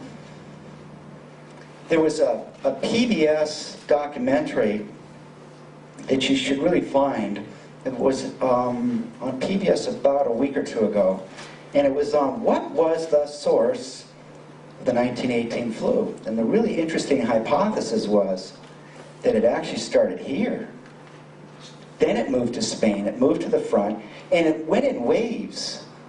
And I thought, my supposition was that, you know, this was the end of World War I, which was the first time that we had worldwide mass transportation and movement of people, and they all brought it back home from Spain. But one of the theories is that we actually brought it over there, went into the trenches, and it kind of went around. It went around, I think, either 1 or 2 years. So there were various waves of this. So we may be faced with a catastrophic situation that may be one frontal assault, or it may have kind of a rebound and pinging effect, or it bounces around the world, maybe for a year or two. So it comes and goes and comes and goes. We don't know what we're facing. I mean, I'm one of the original conspiracy nuts. I mean, I love conspiracies. And what we have to decide is, and I'm going to just throw out a lot of questions, is how much of this conspiracy, i.e. our defense secretary, and how much of this is real? And it's probably a little of both. And we've got all these factors going on. There are people who are going to be profiting on this. There's going to be some profiteering on this. But this is real. And I've talked to people who are really in the know, who said that the conditions are right for the mutation to occur, and that whatever way this is going to happen, whether, I don't know whether it's going to be this year or next year, that this probably is going to be real. And so what we're trying to figure out is what is our individual, but what is our collective and national and international response to this? Because again, don't look to the government, don't look to any of the world organizations. They don't have a clue what they're doing. They're all involved in algorithms and talk and a lot of hot air. And again, just look at FEMA. You know, this is an aside, but if you look at some of the instructions for FEMA, I mean, remember in the 50s what you were supposed to do for the nuclear attacks, was to get under the, you all had those drills where you had to get under the desk. FEMA, you know, was talking about, you know, even after a nuclear attack, okay, within a week the Postal Service is going to be working, and this is going to be working, that's working. Look at Katrina. These people are still just wandering around. So don't look to big organizations. But you've got to figure out how you're going to prepare yourself in terms of, you know, everything we've talked about tonight, the molecules, what you're going to prepare and different things, but you're going to have to prepare also in terms of movement, where you're going to be and how you're going to do this. So what I want to fall back on is this. I think that speed is really of the essence. And the thing that I really emphasize when I talk about dealing with any kind of viral illness with any of my patients is I'm really big on a couple of different nutrients. And I tell people, keep this on hand. So whatever way you're going to go, any of these products that we're talking about tonight, I'm going to add a few others. The trick is to find them, to have them on hand, both at work and at home, and to know that they're there. You don't want to be looking at these. You don't want to be looking for these. So the things that I'm really big on, some of them real simple. Some of them might go down as simple as, there's a general notion that most respiratory illnesses are contracted by coughing on people, when in fact, I'm getting more convinced that a lot of this is still hand-to-hand contact. And so just simple things, washing hands, hygiene is really important. Hot, steamy showers. I know that sounds simple, but I'm really big on that. And that comes back to, you know, things that we've done for kids when they get croup, when they get any kind of respiratory illness. Anybody has any kind of respiratory illness, hot, steamy vapor. And we just breathe it in, breathe it out, loosen stuff up. This is a mechanical thing. It's simple, but it's powerful. This one's free. It's this hot shower. Now the things that I really recommend is, I'm really big on thymic protein A. Been using this for 8 years. I use it in the family, I use it in all my patients, and I tell everybody you need to have this on hand. Thymic protein A basically primes your T4 cells, which are one of the major defenses against viruses and secondarily against bacteria. And you want these to activate to go and kill viruses. Because, again, I certainly don't promote myself as the virologist in the community, but there is a G1 phase and a G2 phase, and one of the things that I think both Tim and that both of them have been discussing tonight is that there's a replicative phase and there's a multiplicative phase. The replicative phase is when it's going in, the virus is trying to figure out how to destroy the cell, turn the cell's contents against itself, and start replicating the virus and turn its own machinery off. That's the time, the G1 phase, that you've got to hit this thing quickly. Because once it gets into multiplicative phase, and it starts multiplying, you're talking about millions and billions, and that's when you get overwhelmed. And that's when you get the secondary effects, which is the leukotriene and the cytokine cascade. All that stuff is secondary. That is the body's defense, whether it becomes anti-adaptive or not. But all that stuff's secondary to the initial phase, which is you've got to stop this virus in yourself before it gets a chance to take a hold. I think you've only got hours. So I'm really big on thymic protein A. I've been big on thymic, T-H-Y-M-I-C. That comes from the thymus gland being your major seat of immunity in your body. It was, just to show how smart the medical community was. In the 50s, if you take an x-ray of any little kid, this one starts, Steve. If you take an x-ray, I remember this too when I was doing pediatrics. If you take an x-ray of any little kid that's like, a couple of weeks to a couple of months old, you do a chest x-ray, there's this big honking shadow right in the middle of their chest, and my God, we gotta do something about that. It's their thymus gland, and it's normal. And believe it or not, in the 50s, because I've got a patient who suffered this, that was considered pathologic. And so there was a certain percentage of, boy, we got to do something about that. And I'm sure there was some monetary gain there too. We could start irradiating those things. This thing was really big. It was normal. And then you get to a kid who's, I think, about a year, 2, 3, 4 years old. When they're about 5 years old, that shadow is starting to regress. By the time everybody in this audience, that thymic gland is really starting to regress. Because we get into our 40s and 50s. The thymus is your seat of immunity. We didn't really even know this until about 20 or 30 years ago. Those are T cells. Thymic. B cells are your bone marrow cells. So we've had this discussion before. Thymic protein A really basically simulates what your thymic gland should be doing, putting out those activated T cells, T4 cells, to kill the virus. Is it just the one brand of thymic protein A? Well, the one that I use is ProBoost. I think there's two competing, but the one that I use is ProBoost. And it started out as a different name, but the one we use now is ProBoost. I tell people to use 2 packets 3 times a day for about 5 days. I mean, you really want to hit it quickly and soon. My experience is on the routine stuff, the routine kind of viral things, routine kind of sore throats. When people take it soon enough, most people, they wake up the next day and they're better. To the extent where you're so better you think, oh, well, I guess I wasn't getting sick. Then they stop it, and about 2 or 3 days later it comes roaring back, and they realize, oh, maybe I shouldn't have stopped that. It really works well. Personally, what I found when I get a cold, which is very rare, is what I add. Again, this is real simple. You can keep it on hand. I'm amazed how cheap this is. So this plays into Phil. This is astragalus. And astragalus is really considered to be one of the kingly herbs in China. And there's 2 major herbs in China that are the most venerable of all herbs. One of them is ginseng, and the other is astragalus. Astragalus is A-S-T-R-A-G, I think it's U-L-U-S. It's astragalus. I've asked NDs over the years, I've never gotten them to tell me the dose. So I just tell people to take about 500 to 1,000 milligrams. I did a review of astragalus for some people who were trying to put together the American Herbal Pharmacopoeia, which I don't think ever saw the light of day. It was a really great project, but it was a Herculean project.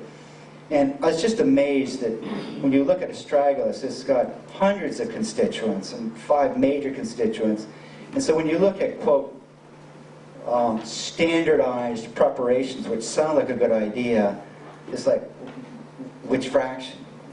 Who's standardizing it? So my approach is, when I look at herbs, I like to do whole root. So astragalus, I like to get the whole root. And again, I use 500 to 1,000. I think you can use it up to 1,500. But interestingly, astragalus is one of those things where if you use too much, you get to the other side of the bell curve where it loses effectiveness. Thymic protein A, astragalus, big deal. Now, personally, and this is going to sound really amazing, and I know I'm going to regret saying this. I know I'm going to regret saying this. I've never had the flu. I don't think I've ever had the flu. So when people talk about should you get flu shots and I've never had the flu. I've gotten sick once. When I got really, really sick, then I thought that was the one time I ever got sick. I was in a neurosurgical rotation, and I just hated the guys. They hated me, and it was the only time when I just psychosomatically, I got sick. I thought I had the flu, but I was better within a day or two. I don't believe in flu shots. I think flu shots are you can talk about antigenic drift, you can talk about how the flu mutates a little bit each year, and so, you can talk to the guys that are real traditionalists about this, say, well, the antigenic drift is mild enough that the flu shot this year, it'll sort of cover you. But the flu is never the same as it was last year. And so this year's flu shot is always covering for last year. We're always looking behind. It's like in the financial community, you're always looking behind. So I don't believe in flu shots. I always tell my patients when they ask me, I don't believe in them. If you really want to, fine. I remember when I was doing urgent care, it just seemed to me it was the older people, the 60-year-olds, which ain't old any longer. It seemed like it were the 60-year-olds who would come into me, and they were sort of sick, and they had just gotten their flu shot. It was the ones who had just gotten their flu shot. They were sick, or the ones who were coming into me with other stuff. So I thought, there's something, I'm not quite sure this is a really great idea. There's some vaccines that are really good. You need polio. You're not going to convince me you shouldn't get polio. But I've had cholera vaccines, a worthless vaccine. I've had yellow fever. You get sick in yellow fever. So there's some vaccines that are probably worthless and they make you sick and we shouldn't get it. Incidentally, as a side, if you want to know what Gulf War syndrome was, I still personally think that it was the cholera vaccine. But everybody's got their own pet theory on that one. The big problem is for this virus that we're talking about, the N1, the N5N1, the H5N1, the avian flu, bird flu, there is no vaccine. So I get this thing in the mail, and I can't remember, because I saw it real quick, and I couldn't find it for tonight's presentation, whether it was from the health department or whether it's from the medical society, but it was the most cockamamie BS thing that I remember seeing in years, and it told me as a physician that I should not prescribe Tamiflu, I'm going to get into that for a second, and that everybody should be getting their flu shot. Totally opposite what I'm recommending for everybody. It was the medical society, Santa Clara County Medical Society. Okay, so it was a medical society. Because I looked at it real quickly and I said, I can't believe this. You got to be kidding me, okay? There's no way. This is one of the reasons why I do the type of medicine I do. This is why, personally, I don't talk to any other doctors. I'm kind of off to my own, because I'm depressed when I talk to other doctors. Because they're all kind of going like, oh yeah, that's what it told me to do, so okay, well, that's fine. Why don't you go jump off the bridge, as my mother used to say. Getting the flu shot for this avian flu is nuts. It's not going to protect you at all. There's just no reason to. Now, the final thing is, now this is where I'm going to be more of a traditionalist, because, you see, in the early 90s, when I was doing urgent care medicine, I think I was one of the first who was treating the flu. When people came in with the flu, I was treating it at that time. This is before my new incarnation. I was treating people with Simitril. And it was well known that Simitril, which is amantadine, treated the flu. I mean, it was well known. And I remember this went on for 10 years. Every single year out here on television. Well, there's nothing you can do against the flu, so go to your doctor, and your doctor will give you some incantation. But there's nothing that can be done for the flu, so tough. Now, go out and get your flu shot. The interesting thing is what they had found with Simitril is they had taken Simitril, which was really one of the original prototype drugs for Parkinson's disease, and they'd been using Symmetrol in nursing homes, and they found out all of the old people who were getting Parkinson's disease taking Symmetrol, they noticed they were getting the flu. So it was kind of interesting. So they actually did the epidemiology and decided maybe there's something to this, and so Symmetrol became fairly accepted as an antiviral agent. I used this for years. It was effective. First, they never had any reactions to it. And it just amazed me year after year that this was a great secret. Well, now we've gone to, newer generations, and the second generation that we're looking at, because Symmetrol has been used more and more, and there probably is going to be, and there has been reported, more and more resistance to Symmetrol. One of my patients who's a real straight traditionalist researcher, Stanford physician, who comes to see me for one thing. He told me that they're putting Symmetrol in the bird feed in Asia. Good God. So think about what this is doing to herd immunity. Think what this is doing to antigenic drift and to mutation. And I have no doubt to believe this, and have no doubt that they are putting it in the bird feed. I do agree with, it was Tim or Steve, who said that we're probably killing our birds, and the bird flu is killing them, because this is all just fear. You got one or two, and said, "Oh boy, you can't deal with that," so they kill 1 million birds just to stop that. So the final point is, I'm covering all my bases, because we don't know. There are times when you use the right type of medicine in the right situation. And the problem is that, in any of the type of medicine any of us are doing, I kind of go back to what I learned from Julian Whitaker when I practiced with him. And I think I've said this to you before, and I'll tell you this again. Julian used to say to us as our little pep talk, before the crowds would come in, remember one thing, we don't do alternative medicine here, we do good medicine here. And he was right. I don't do alternative medicine. What I tell people is I use alternative medicine techniques, but really, I hate all these labels. The best I can come to it is I'm really into integrative medicine. I'm into just enlarging the toolbox. And so it is appropriate to use zinc and selenium and thymic protein A and astragalus and all of the things in vitamin C in large dose and massive dose and humongous dose and everything in glutathione, everything that we've been talking about tonight. But there are times when you get overwhelmed and you do have to pull out the bazooka. There are those times. You do have to pull out the bazooka. So I'm covering my bases. And so what I'm doing is, personally, I don't care what the medical society said. My family's covered with the Tamiflu and the Relenza.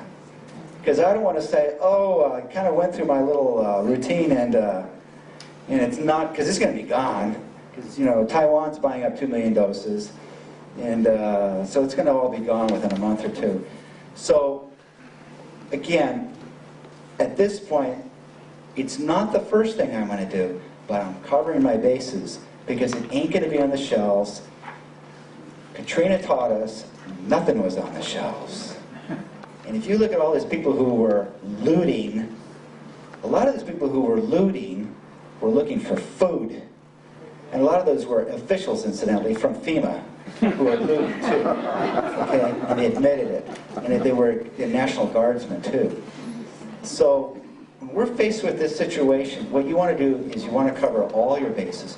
You start out with natural, powerful, potent products. You put your program together. You make sure that you optimize your daily routines. You practice what you're doing. Everything you've heard about tonight, you put this all together. I'm covering my bases. I want to know that if I need it, I'm gonna have that. There are times, once every couple of years, when something happens to me, and everything I do didn't work, and I got to pull up my Biaxin or an antibiotic.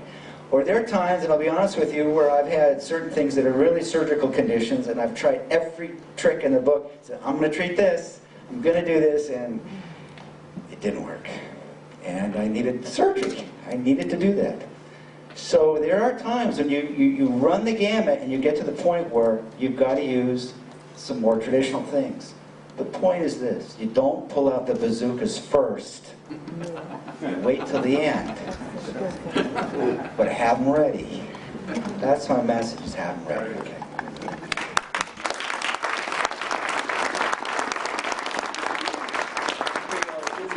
It's getting late, so we better go into the kind of an informal thing. There's just a couple of things. I just wanted to call your attention that Bill said that he's not opposed to flu shots. In my opinion, if there's a 50-50 chance or a 1 in 10 chance that the flu shot's going to work, I'd just rather have it than that. So, I mean, if they come out with a vaccine for the bird flu, especially, I'm going to try to be first in line. So, but the other way. Yeah. But unless somebody can show that they're really harmful, and I think that the risk of mercury poisoning from one vaccination is not very great.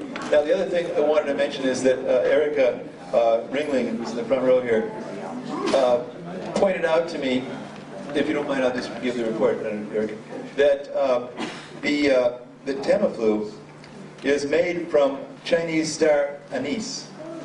Anise, sorry. And Chinese star anise. And that you can buy 5 pounds, a 5-pound box fairly cheaply. And so the question is, what is that a substitute for Tamiflu? I mean, for all we know, it might be. Now, we have an herbalist with us, Richard Olson, who says that it's a question of how you extract the active ingredient from the herb, and that we don't know. So he's going to look into that. Richard, where are you? Yeah, so maybe next time you can talk to us about that. Anyway, I know there's a lot of questions. I just want to let people go, and the people who want to come up and talk to the panelists, please do. Stan? I just want to say one thing. I just pulled off the internet tonight from Associated Press on Tamiflu. They're investigating 12 Japanese children that took Tamiflu that died. And then the FDA says has 32 cases where we have psychosomatic results from taking Tamiflu, included delirium, hallucinations, convulsions, and encephalitis. So they are not quite sure about the Tamiflu. Right. And that just came out tonight on the internet. So. Yeah. Well, there's one other thing too, as long as we're on the kind of looking at the downside of things, there's also this, Dick Mona came up with some research. There's this vaccine act that's before Congress. They want to pass an act which eliminates liability on the part of the vaccine makers. It doesn't require this, you don't have to give your consent to get the shot. The government can come in and give it to you, and if it happens to be contaminated, too bad. And given the fact that Rumsfeld was chairman of the company that makes the stuff, it's very strange stuff. I mean, I'm not into conspiracies myself that much, but sometimes it looks. I look at the facts. I look at the facts and I don't know what to make of them. So anyway, okay. Hey, I hate to leave you on a down note, but go out. Don't wait. Get the stuff you've heard about. You see this? There's science behind it. Get the stuff you've heard about it. Put it on a shelf. Put it in a box. And call it, food preparation. Hope you don't need it.